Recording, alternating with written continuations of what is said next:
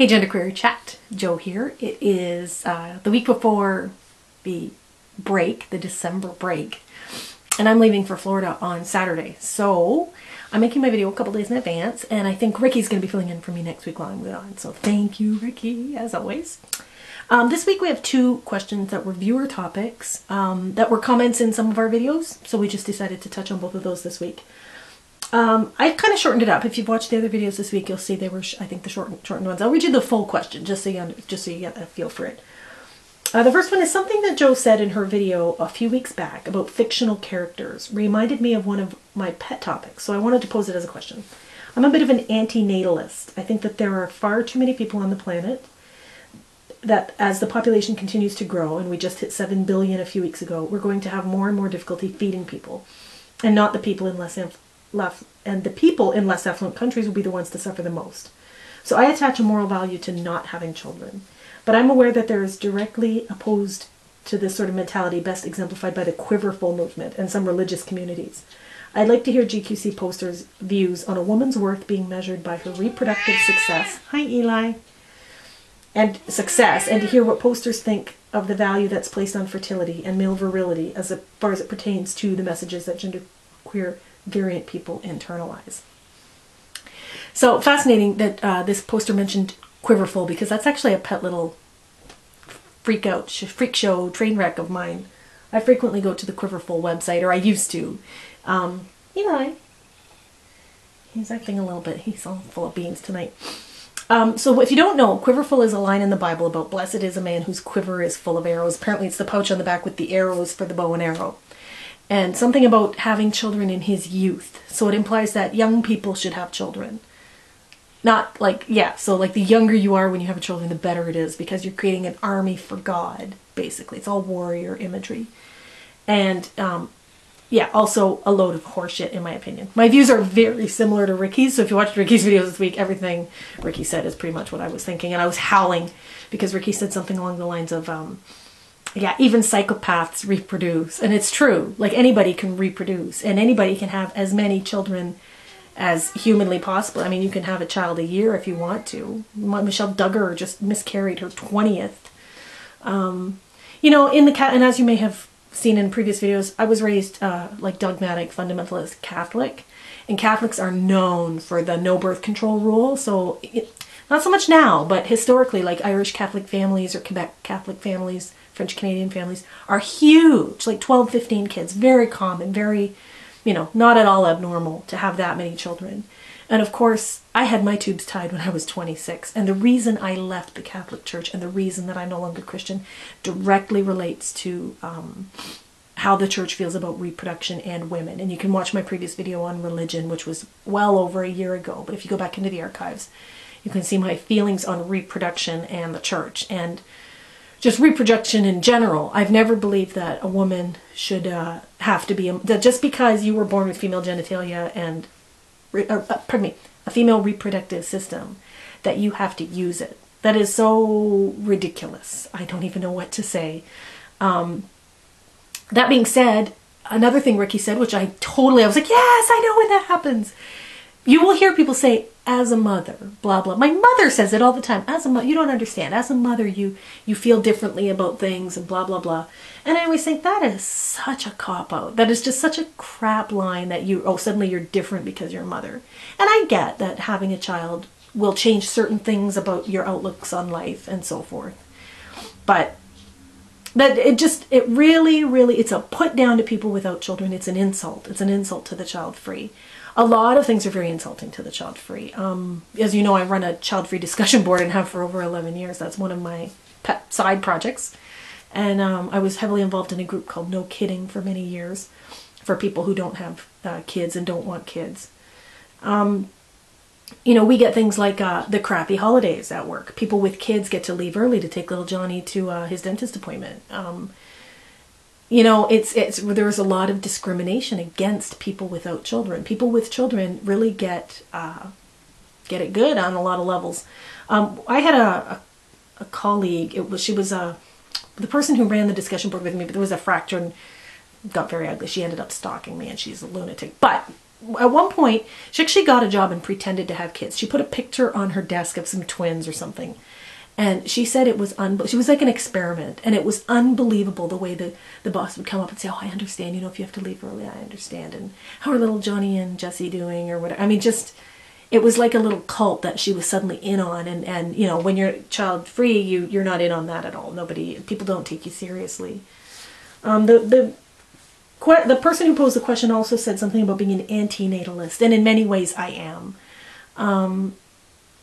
I don't have children for a variety of reasons, but one of those reasons is the world is overpopulated. And I believe that everything that I do that impacts this planet is my fault.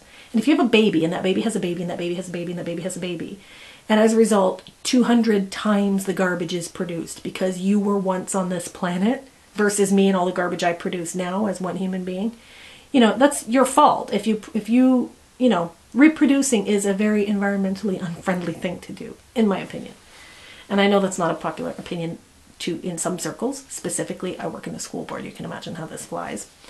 I may or may not link below to a clip, if I can find it. I was on a TV show in Canada, like a morning show, Canada AM. It's like Good Morning America or whatever. Discussing this was years and years and years ago. And discussing, you know, why I don't have kids. And my friend Teresa was on it with me, and she ran the one No Kidding chapter, and I was in the other. And anyway, if I can find the link, I'll link to it below. Being genderqueer is, you know, people don't really expect me, I think. No, let me rephrase that. I think people don't expect me to have kids because I have a really big motive about the fact that I never wanted kids. I'm almost 40. It's been a big part of my personality for many years. It's been a big part of my social life because of the No Kidding thing. But I know people who are kind of, they're probably genderqueer but don't know it or don't know the word for it, and they're still treated as if they're kind of a substandard human being if they don't have children. And that goes for men as well as women. That really does. Like, you really are, at least in the little circle I walk in the school board and stuff, where children are really, you know, the school board's all about the children. So, you know, people who don't have kids are considered to be, you know, the other. We're othered a lot. How are we doing for time? Oh, okay, I'm going to get to question number 2, which was, I wanted to ask what you thought about cartoon characters who play with gender. But I guess I've missed my chance. Okay, but no. They didn't miss their chance. We're doing it now. I'm thinking of characters like Bugs Bunny and Roger the Alien from American Dad, who regularly take on female personas to outwit their enemies, or even in Roger's case, because they like dressing up. I've never seen American Dad. I don't know about that character. But I will comment on Bugs Bunny. Or those characters from the 70s that would dress up like a girl, put on false eyelashes, talk really sweet and flirty to try and, yeah, what was the thing? To outwit their enemies. Again, much like, remember the Andre Pejic question and I got all irritated about it? Fucking irritates me. It does. Stuff like that irritates me when people think that you can use your feminine wiles or charms or whatever to get what you want. And it's almost comical. And it's almost expected that that's how women act to get what they want. Oh, just bat your little eyes and act all flirty and suddenly the men will melt and you'll be, you know, home free. That you can't use your intellect or you can't use your strength or whatever other things you have at your disposal to get what you want out of life. You have to resort to sexuality. You have to resort to feminine wiles and feminine charm. And even in these cases, if a male character or a sexless character puts on a feminine character to get what they want, it's demeaning to feminine. It's demeaning to females, in my opinion.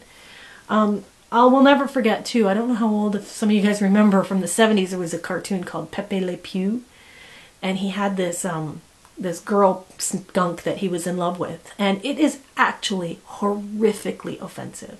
He's a rapist, basically, and he pursues her relentlessly. And no matter how hard she tries to get him off her back, he will not get off her back. And I've actually blocked a lot of it out, but I think they usually wind up together in the end. I don't know if they do or don't, but it's basically a pursuit scenario, and I'm going to call it like a rapist scenario. And that's kind of shit that I was raised on, because in the 70s, sexism was just really, really in your face. So yeah, I don't watch a lot of cartoons, and I don't watch a lot of like fictitious shows anyway. So I'm sorry that I can't comment more on that, but I had a lot to say about the child-free thing, because there's nothing makes me crazier than women who think that they have to have children to make them more of a woman or some such shit. Or if you're, I'm told quite frequently that if you had kids, you'd be so different, and Just yesterday at work, I was going to move a guy's car. I have a trailer hitch on my SUV. I was going to tow a car, and the guy was going to pay me $200 to do it. But it turns out my SUV doesn't have the towing capacity. So another guy at work, he was going to do it. And he said, I was going to do it, but $200 isn't enough money. And I said, I was going to do it for $200 for like about 7 or 8 hours work. That's like, I don't know, $30 an hour. It's not bad. And he said, oh, but you don't have kids. Like $30 an hour is not good enough when you have kids, but it's good enough if you don't have kids. Don't even get me started. Don't even get me started. This is the kind of crap that goes on when you don't have children. People think that you don't need as much money. Oh, one time my shifts got cut. I used to bartend, and I remember my boss hired a new girl who was like a crackhead. I can't believe he even hired her. And he said he cut all my shifts and gave them to her. And I said, why? I've been a good employee. And he said, she needs the money. She has children. You don't.